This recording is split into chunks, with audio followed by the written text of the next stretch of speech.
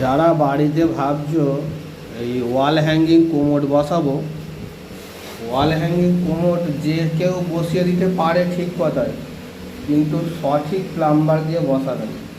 কারণ হচ্ছে এই 4 ইঞ্চি ফুটোটা আর ওপরে এই ফ্ল্যাক্স ভালভের, এই যে ফ্ল্যাক্স ভালভ বসিয়েছে, ফ্ল্যাক্স ভালভের জলের লাইনটা পারফেক্ট অ্যাকুরেট মাপ করতে হবে। এর জন্য সঠিক যন্ত্রর প্রয়োজন। কারণ হচ্ছে এটা লেভেলটা সঠিক না হলে পরবর্তীকালে লিক করতে পারে।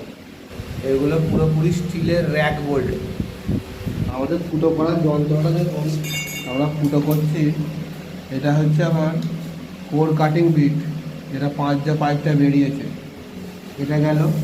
আচ্ছা, এইটা দেখেন, এইটা হচ্ছে আমার অ্যাঙ্গেল গ্রাইন্ডারের মুখে কোর কাটিং বিট লাগানো আছে। কারণ হচ্ছে এই যে নাট বোল্টটা আঁটা হবে, নাট বোল্টটা আঁটার জন্য এই যে কোম্পানির ফুটোগুলো দিয়েছে সঠিক পজিশনে যেন পড়ে, নাহলে কোমোটের লংজিভিটি কম হবে, রিপেয়ারিং হবে, মেনটেনেন্স আসবে।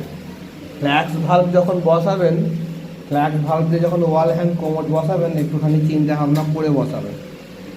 বাংলা প্যানেও যদি লাগিয়েছি ফ্ল্যাক্স ভাল্ব, এই যে বাংলা প্যান,